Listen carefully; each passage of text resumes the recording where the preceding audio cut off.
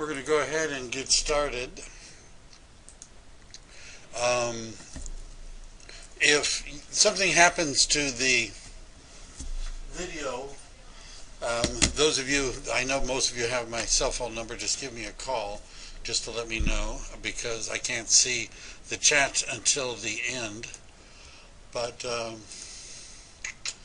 and just as a reminder, next Wednesday is some holiday, and so we're not going to have a class on 4th of July. All right. Cool. All right, today we're talking about the subject of ownership and property. This is the first lesson out of the 12. They don't have to be taken in any particular order. You don't need to start with this one. But if you are starting with this one and you like beginning with number 1, then this is the one to begin with. And we're going to start with the concept of property.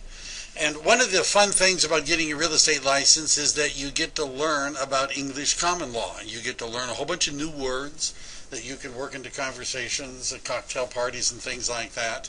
And we're going to start by talking about what is property.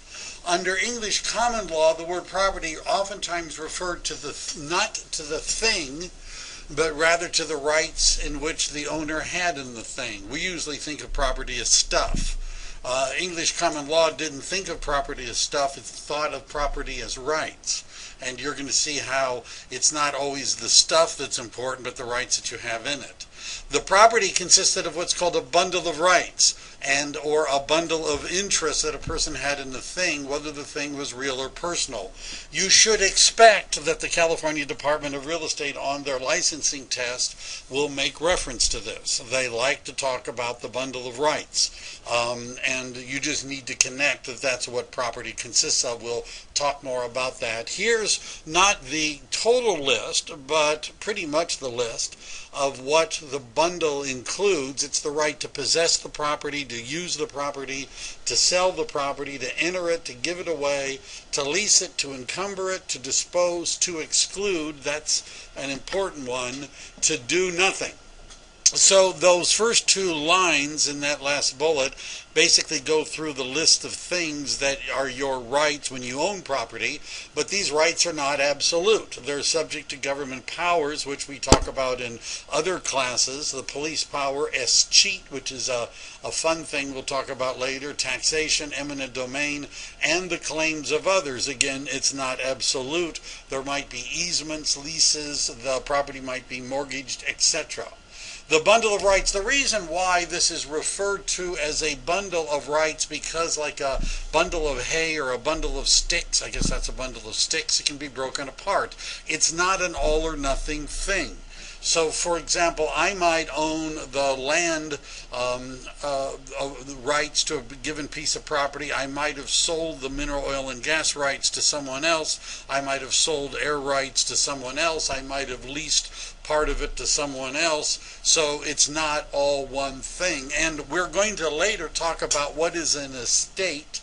And although this may sound like an impolite question, but if I wanted to know what kind of estate you have, I would ask sort of how big is your bundle, right? You understand the size of your bundle, the number of these rights that you have determines the kind of estate you have. Let's start with this idea.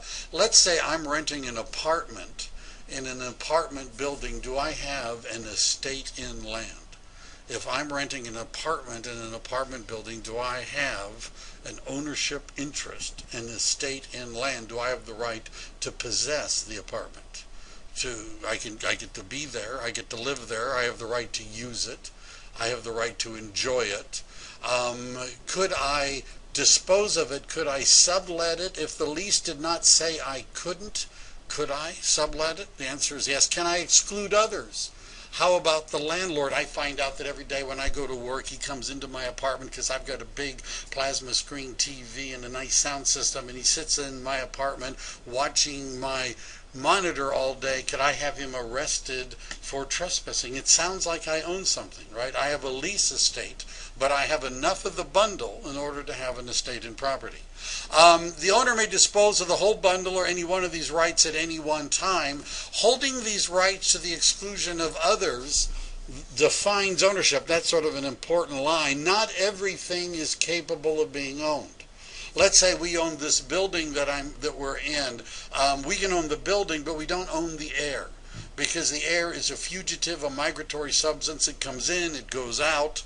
But can you own air? Can you trap the air and sell it to scuba divers, or make people put quarters in at the gas station in order to get air out? Once air has been caught and captured, it can be owned, but in its wild state, it's not subject to ownership.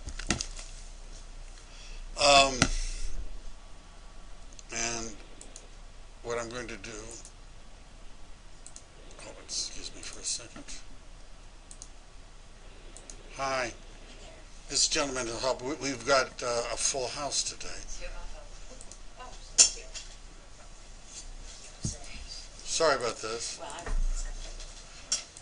Gabe, if you wouldn't mind, I'm going to be printing out a couple of handouts off that printer in a second. And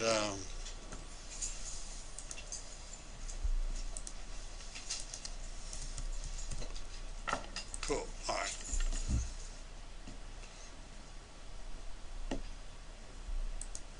So, where are we? Holding the rights to the exclusion of other defines ownership. Another example of this would be wild animals. If I own land, I own the land, but I don't own the squirrels that are on the land. I don't own the birds that are on the land. If I caught them, however, if I set traps and I caught birds and squirrels and put them in little, that'd be kind of weird, but I could then own them. So the point I'm trying to make is that not everything is subject to ownership. Right? If you don't have the ability to exclude others from using it, it's not yours. We'll talk more about that. All property is either real property or personal property. There is no third kind. More about property. Now, all property is real or personal. I know I've just repeated that. The Department of Real Estate likes to pick at that, right? You're most likely to see questions about that. There's no other kind. And real property consists really of three main things. One is land. We're going to look at each one of these in greater detail. Two are fixtures, things that are attached to the land. And number three are appurtenances, things that pertain to the land and are used with the land. And related to this are things that are immovable by law. In fact, people used to always ask me for one-word definitions, right? They would say, what is a one-word definition? The one-word definition of real property, I remember saying this one time, it was like your mother-in-law's mind if it's immovable, right? You understand? If you can't move it by law, it's real property, and that's related to appurtenances. Land is the dirt, right? The material of the earth, the soil, the rock, the minerals, oil, and other substances. Minerals are real property until they are mined. So while they're in the ground, they're real property, but once you dig them up, they're personal property. Mineral rights, which is sort of like fishing rights. Do you understand? You can sell people the rights to look for the minerals. Those are automatically transferred when property is sold. And then finally, this is a common thing they ask about, which is that land can be divided either vertically or horizontally. And for those of you that are wondering what that means, I have an animation. So let's say I own the surface of the earth. If I were to divide that into two parcels and sell them, that would be a vertical subdivision. But I also could sell air rights to somebody. I could sell surface rights to somebody. I could sell subsurface rights to somebody else. That would be a horizontal division. So I can either cut it into parcels that go all the way up to the ends of the universe down to the center of the core of the earth. Right, that's vertical, or I can do it in horizontal layers. Speaking of down to the center of the core of the earth, I know that looks sort of like a strange thing, but based upon English common law, where a lot of our real estate law comes from, if you own the surface of the earth, you own like an inverted pyramid, everything below it, down to the center of the core of the earth. That's what English common law said. And you own everything above it. English common law said you owned out to the edges of the universe. the English were sort of like that. You know, they went around putting flags everywhere and that sort of thing. So we still have that concept, right? Now, there's limits that they've imposed. You can't tell, you know, NASA, you don't want their satellites going over your space, right? But you still own in this inverted pyramid. You have the right to lateral and subjacent support. I'll explain that. Well, how about now? So in this diagram, A owns that lot on the left. B owns the subsurface rights of the lot on the right, and C owns the surface rights. Right? So C's built a house, and maybe he's got crops there. C owns, that's what I just said, surface rights only. Mineral rights were sold to B a long time ago. A cannot build like a strip mine here if it causes C's land to, or B's land to subside. Nor is he allowed, so A has a, lateral means from the side, so A has a right, A has a duty to support the property next to him from the side. Neither can he tunnel underneath it. For example, B isn't allowed to dig big holes if it causes C's land to collapse. To say it plainly, if you own property, your neighbors aren't supposed to tunnel around the sides of you, nor are they supposed to go underneath if it causes your land to collapse, right? They're supposed to be supported from the side, and you're supposed to be supported from underneath. That's lateral and subjacent support. Isn't this fun? Isn't this fun? Isn't this fun? Land. Public use of airspace above private land is a highway, so long as it's not unreasonably interfere with the landowner's enjoyment of the property. The public gets the right to use the land above your property. There's also a fluid or fugitive or moving nature of subsurface oil and gas. So that means that you have the right to drill underneath your land in order to get oil and gas, but you can't slant drill, this would seem to make common sense, underneath somebody else's land. You can't go outside your boundaries. And yeah, they ask questions about this on the state exam. That's pretty much everything on these slides are things the Department of Real Estate is asked about. So we've covered, I said there was really three things, although the third one sort of has a subpart to it. There are three things that constitute real property. One was land, two is fixtures, and three are appurtenances, things that are immovable from the land. We've covered land. We're now talking about things that are affixed to the land. So we're talking about items of personal property that have been attached in such a way as to be considered part of the real property. They can be attached. They don't have to be bolted down. Some things are attached by roots. Some things are so heavy you don't have to bolt them down or attach them for them to remain sort of there. And examples that the Department of Real Estate has liked to use are screens, Venetian blinds, and wall beds. The point is you're not supposed to tear these out when you move. By the way, they also like the phrase, this is from the state exam, nobody else uses this, that these fixtures are incorporated into the land.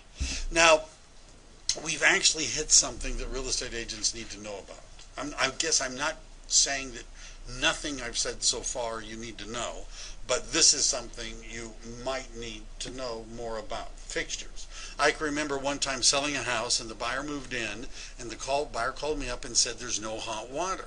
And I said, well, don't worry, sometimes it takes a little while, you don't have to change the, and the guy said, no, I looked, there's no hot water heater. And I called the owner up and I said, how was the move? How do you like Texas? Everything going well? I said, by the way, the hot water heater, I mean, you didn't take it with you, did you? And the guy said, well, yeah. They bought a new home in Texas. He said, well, that hot water heater we just got a few months ago from Sears. It was brand new. We took it with you. Guess who bought the buyer a hot water heater? Anybody want to take a wild stab at that, right? I did. So I think if you stood outside of Home Depot and you look for people coming out with fireplace screens, right, and you ask them what they did for a living, you would find real estate agents score a lot higher than their percentage of the population. You understand, people buy something, the seller moves out, they move in, and stuff that they thought was there is missing. This is fixtures. All right. Now, there are 5 tests. Wouldn't you like to know what the tests are of a fixture? There are 5 tests. The most important one is the intention of the person incorporating the personal property into the land. I'm going to give you some examples. Number 2 is the method. That's actually only evidence of intention. It's really the least important test. Adaptability means if it was custom made, then probably the intention was to leave it there. The most important test is the existence of an agreement, which shows intention, and the relationship between the parties.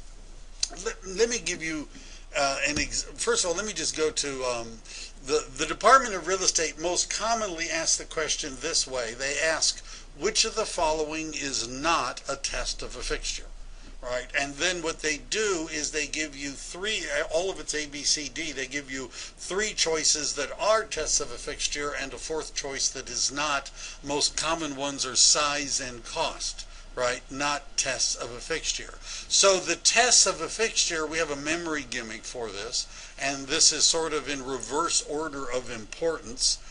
Maria, can everybody see? Method, adaptability, relationship, intention, and agreement. Agreement, it would be AIRAM, A-I-R-A-M, if you were doing it in the right order, but that's how they're going to let me make sure you understand that this is a lot more complicated maybe than it sounds. Let's say I have a house and it's been jacked up off the foundation.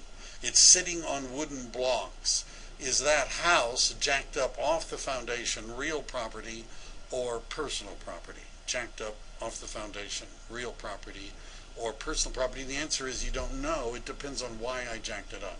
If I jacked it up because I'm selling it to some guy down the street, I want to put something modern here, and this is an old Victorian that he wants to move to his vacant lot, and it was jacked up to move it, then it's personal property. But if I jacked it up just to fix the foundation, and I have no intention of moving it, then it's still real property. Could a house that's on the foundation be sold to the guy down the street, right? Before I jacked it up, could I talk to the guy who has the vacant lot down the street and say, I'll sell you this Victorian now, and you can come and jack it up later and take it away? I could do that. And at that moment, even though the house is still on the foundation, it's become the personal property of somebody else. A house on the foundation can be personal property, and a house off the foundation can be real property. Do you understand? Agreement is the most important test. There is a woman who sold a house in California, and she had a pipe organ built into the wall. She was a lot of fun on Halloween, I bet, right? And the buyer, this is the weirdest thing about this case, the buyer bought the house, and she had taken the pipe organ away. She had fixed the hole in the wall, right, plastered it over, repainted it, and they wanted the pipe organ back, arguing that it was built in and should have gone with the house. Did the buyer get the pipe organ? The answer is no. Why not? It's a musical instrument. Do you understand? And they said it's an item of personal use and enjoyment. And the court actually speculated that if this had been a church, the pipe organ might have been real property, but in a house it was a nuisance. I mean, a musical instrument, and could be. Do you understand how this can be because intention is more important than the means of attachment, which is why you should have it in writing. They're going to want you to know Maria. Right. Emblements. Apples on an apple tree. Are they real property or personal property? They're on the tree right now. Real property or personal? Well, you might think it's real property when the apple is connected to the stem, which is connected to the branch, which is the trunk, and the trunk's got roots, and it's in the ground. And if you bought an apple orchard, you would expect to get the apples. If they were picked and put into baskets, they would be personal property, but on the tree, real property, right? Could the farmer sell the apples before they've been harvested? I actually think that's the idea, if you're a farmer, to sell them before harvest. Are they still real property, or are they the personal property of someone else? They're the personal property of someone else. Could the farmer borrow money against the apples? That's all they have to borrow money against, by the way, is the next crop. That security arrangement makes the apples movable by law if the loan is not paid, and therefore personal property apples. You understand how this is clear as mud, right? Because if you look at the apples and look at the apple tree, can you tell if those are real property apples or personal property apples? You can't tell, right? You understand? Because whether they've been borrowed against or mortgaged or sold.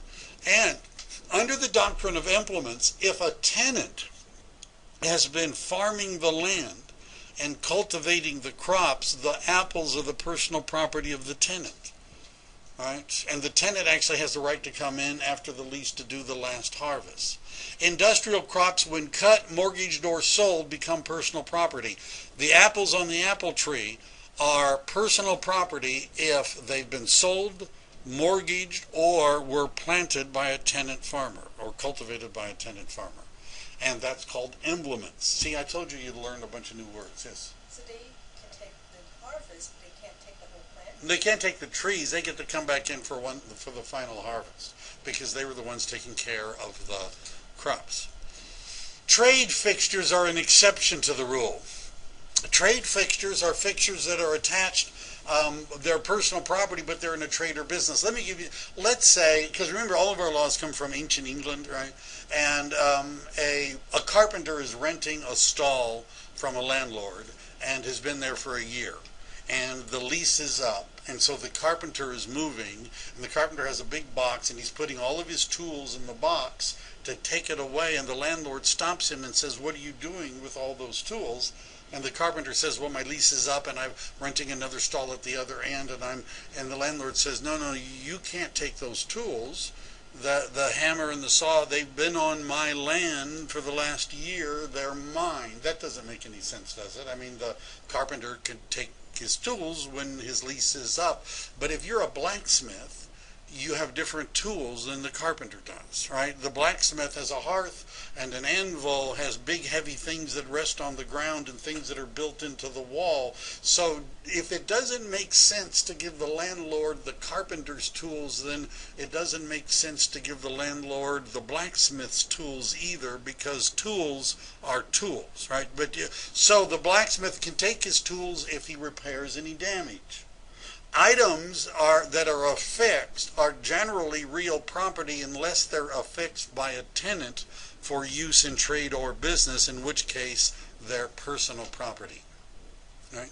They want you to know this is an exception to the fixture rules. They're not real property. Incidental, remember I said there was really three things. Land is the dirt, right, the surface of the earth, everything below it, right down to the center of the core of the earth, everything above it out to the... Do you understand what I'm saying? Air, space is land, right? Does everybody get that? Not air, right? Because air moves around, but the air space is part of the land. This is so that's one. Two are fixtures, things that have been attached to the land. Remember Maria. And three are things incidental or appurtenant. Appurtenant means it pertains to the land. They oftentimes, water courses are easements for lights of adjoining land, passages for lights, air, or heat can be incidental or appurtenant. We'll talk about the water. Stockton and Mutual Water Company, I've got an example of that because the Department of Real Estate loves to talk about Stockton and Mutual Water Company.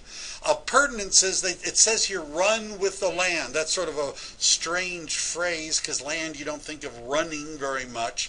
But appurtenance comes from the word pertains.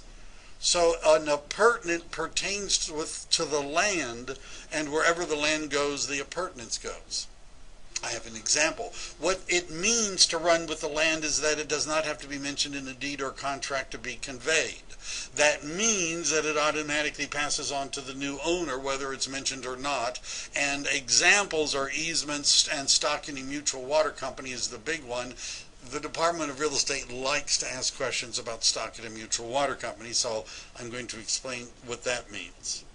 Let's say I'm buying a lot in a subdivision that's out in the Tules, and there's no city water, no city sewer, no city water, so they build you a septic tank. And what they do for water is they drill a well, they build a little pumping station and a water tower, that's a water tower, and they pump the water out. And when you buy this lot, this is lot X, in addition to getting a deed for the lot, you get stock in that mutual water company, right? And that stock allows you to have access to the water. Could I sell my lot to my brother-in-law who I don't like and not the stock in the water company? Could I just deed him the property, and then later when he says, "What happened to the water?" I could say, "Oh, you wanted water 2, and charge him something extra for, you understand, I can't do that. Because wherever the ownership of the land goes, that stock goes. Remember, real property is land, fixtures, and appurtenances. And that stock in a mutual water company is immovable by law, because it's an appurtenance and it runs with the land. And it is always real property. If they ask you a question on the state exam, which of the following is most likely to be real property, and stock in a mutual water company is a choice, just pick it. Right? I don't care what the other choices are, just pick it. Right? And they like that. By the way, this is the only time anyone's ever going to ask you a question about this, is when you take the licensing test. Just to make sure, stock in a company can be real property. Right? Stock in a mutual water company can be is real property. How about stock in a real estate company? Is that real property? The answer is no, because that's not affixed to the ownership of a particular parcel of land. But stock in a company can be an appurtenance and therefore real property.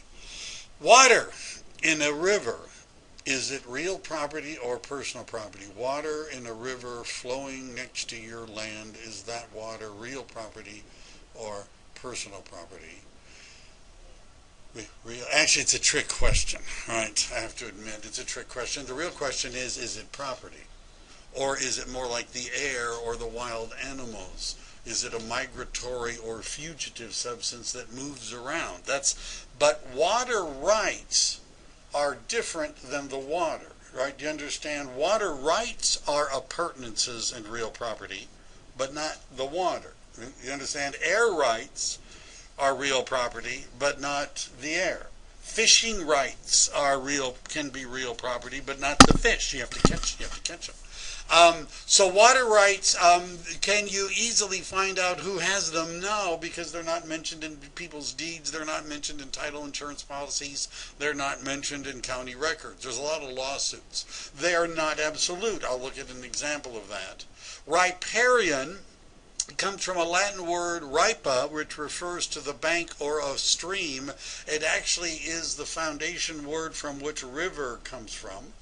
And so riparian refers to rights that you have next to a flowing river, a stream, or water course, as opposed to littoral rights. And the word littoral is a Latin word that refers to tides or a shore, which would be lakes, seas, or oceans, which the rights are different, of course, than they are from flowing rivers. So a riparian owner would be somebody who owns land, this is sort of a gratuitous graphic, who owns land next to the river. B is not, now, before I go on, even though this may seem like a useless little graphic, the rivers, the water that's in rivers belong to the people of the state of California, well, and that's in the State Water Resources Code. And the State Water Resources Board is the custodian of the water for the people of the state of California.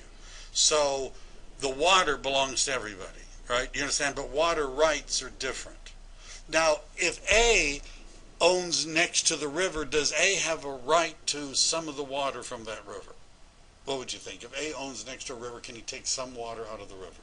If he's a farmer and he needs to irrigate crops, can he take some water out of the river? The answer is yes. Can he take all the water out of the river?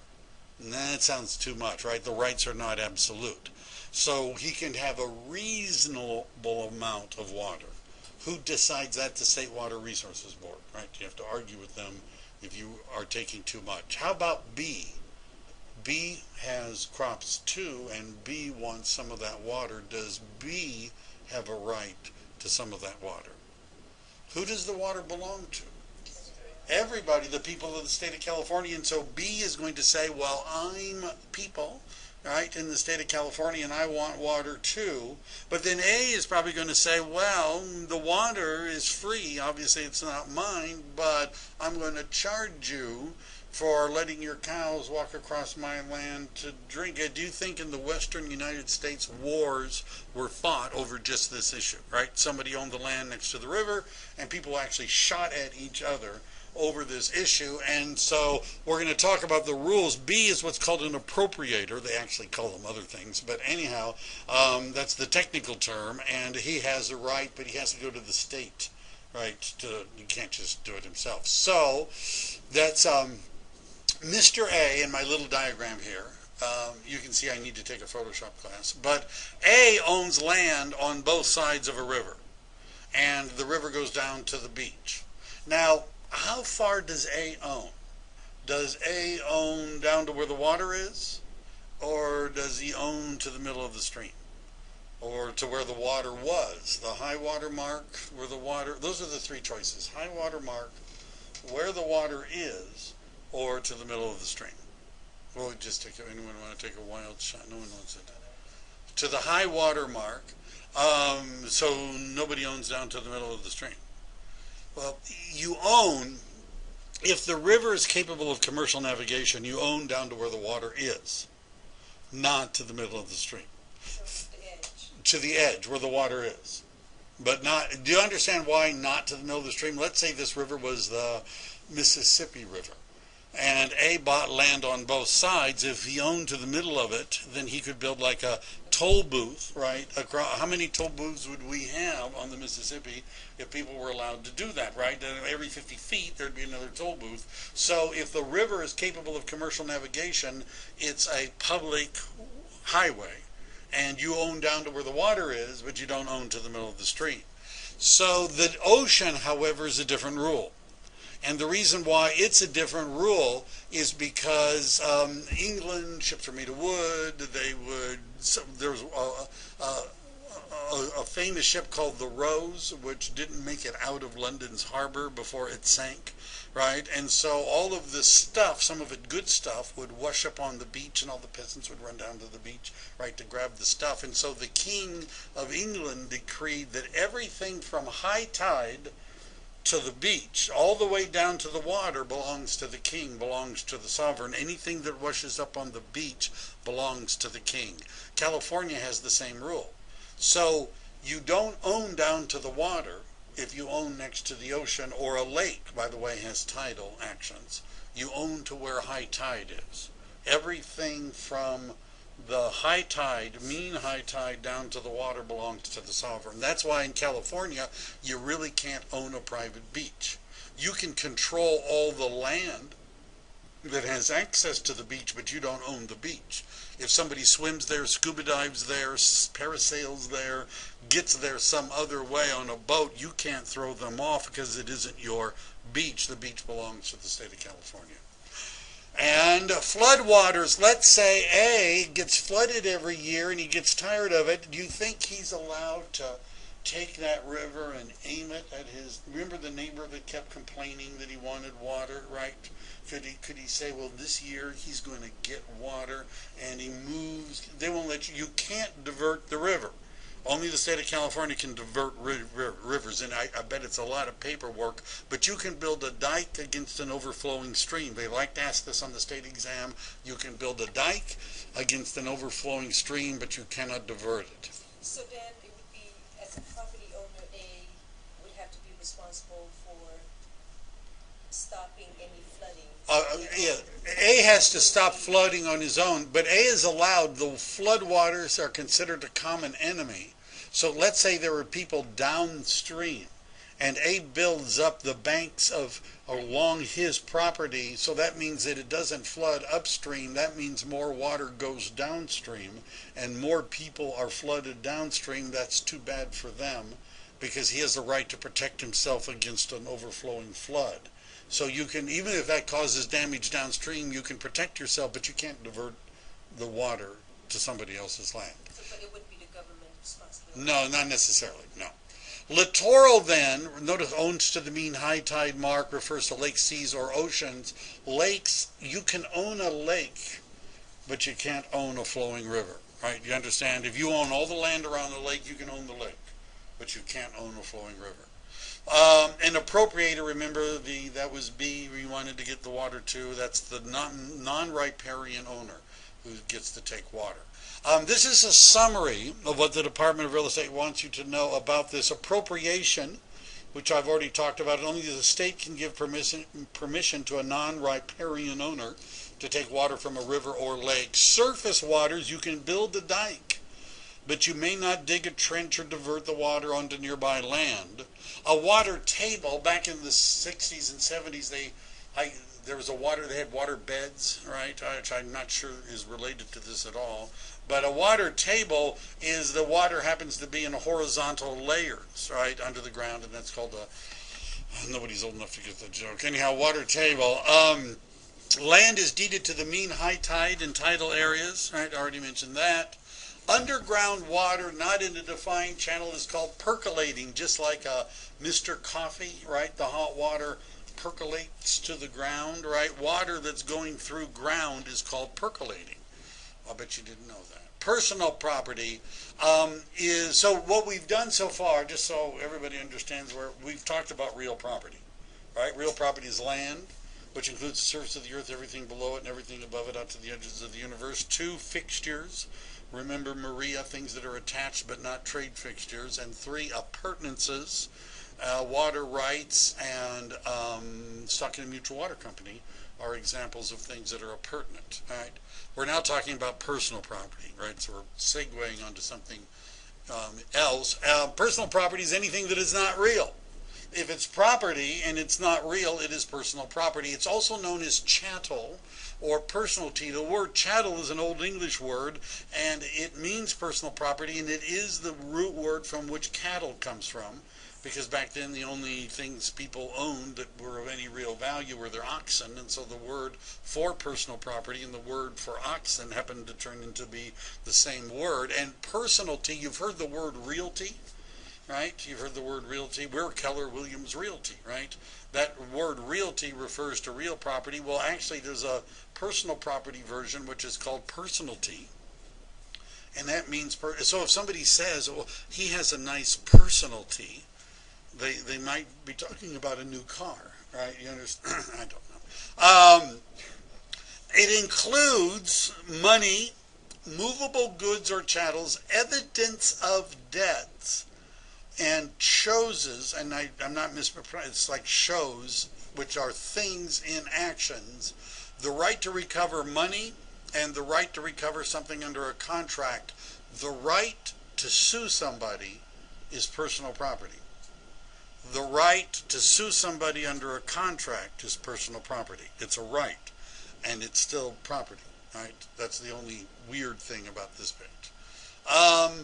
Personal property, if somebody said, give me a one-word definition, it's movable. Real property is immovable by law, and personal property is movable by law. Mortgages, trust deeds, and stock in a real estate syndicate are personal property. They've asked about this on the state exam just to see if you get messed up.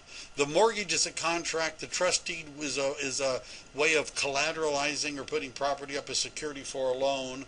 And a real estate syndicate, these are personal properties because they're not immovable from ownership of any particular part of land. Personal property can be alienated. That means conveyed or sold. It can be hypothecated. Hypo is a Greek word that means under, like a hypodermic, goes under the skin. And thecate is a Greek word that means to pledge or to pawn. In other words, it means mortgaged. Right? It's a fancy word of saying. So if you're ever walking out of do they still have finance companies? Back in the old days, they had finance companies where you could go borrow money against. So you're walking out of a finance company and you run into a friend and they ask, what were you doing in there? You could say that you were hypothecating your car and then walk quickly away, and they're going to have to Google it, right, to figure out what you were doing. But it means to borrow money against something.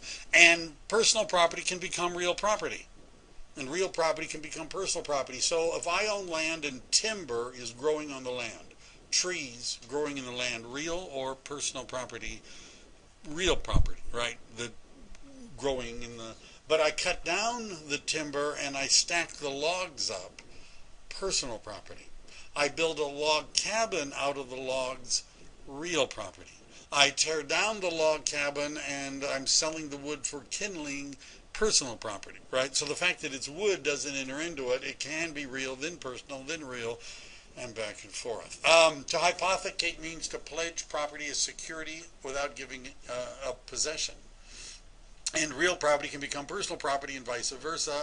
Examples of fence that's been removed, it's, while the wooden fence is a fence, it's real property, but when it's torn down, It's personal property. So we've